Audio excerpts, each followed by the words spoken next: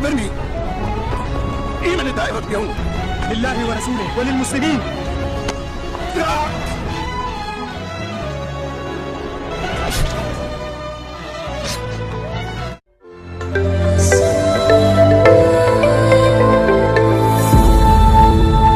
أبو جهل وعمر بن هشام ابن مغيرة المخزومي القريشي الكناني وحونا كمدها عقاشي أضيادي رير قريشيد وحونا كسو جيدي قبيل كلو يقانو كنانا أبيهيس هشام بن مغيرة إساقنا وحو كمدها أضياشي رير قريشيد هشام بن مغيرة أبو جهل أبيهيس وحو كغيري دقال فكار كاسو ودحي قبيل كيسا هي قبيل قيس عيلان لديه جري النبي صلى الله عليه وسلم ayaa magaca Abu Jahl u bixiyay kadib markii uu isku magacaabay Abul Hakam kadib markii uu diray Sumayya binti Khiyaad oo islaamtay wuxuuna ahaa Abu Jahl mid islaamkii nabiga aad u nacab Abu Jahl waxa lagu diray dagaalkii Badr waxaana diray laba wiil oo la kala oran jiray Mucaad iyo Mucawad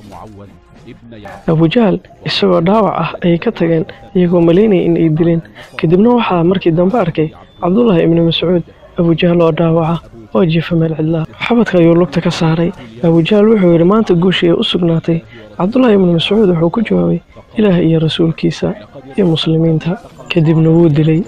بخاري يا مسلم وحو كوريا صحيحين كوضا أين كوريا عبد الرحمن بن عوف الله كرالي النقضي وحو يري عبد الرحمن بن عوف وحان تاقنا صفقة وريا الدقال كبدر قلبكي قبل حميدك وحا تاقنا لبوي لو يريره وحان مقلي الشيكوضا وانفيدي متكمدا يا لبضو دي قبتي وحو نيدهي adeero ii tilmaam Abu Jahl ma taqaanaa markaas waxaan ku yidhi maxaa dhacayna wuxuu ugu yidhi nabiga sallallahu alayhi wasallam ayuu dhimay si la ajligeena waxaan rabnaa inaan maanta ka takhalusno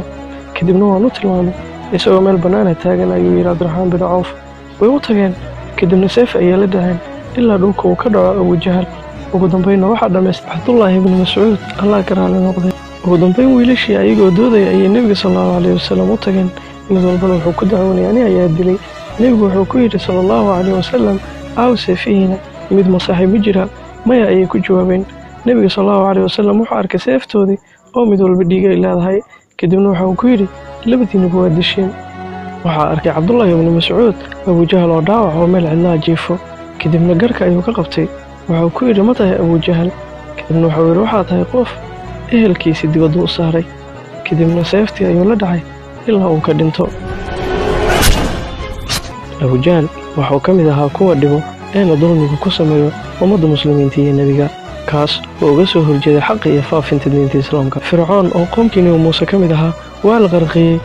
reer Thamuud iyo reer Caadna waa la baaba'shay mid walba oo mutakabbirana si xun ayuu u dhiman doonaa إلهي سبحانه وتعالى وكلا أخذنا بذنبه فمنهم من أرسلنا عليه حاصبا ومنهم من أخذته الصيحة ومنهم من خسفنا به الأرض ومنهم من أغرقنا وما كان الله ليظلمهم ولكن كانوا أنفسهم يظلمون هذه فكرة ديري أضيسو ونسو قد بنكرسا السلام عليكم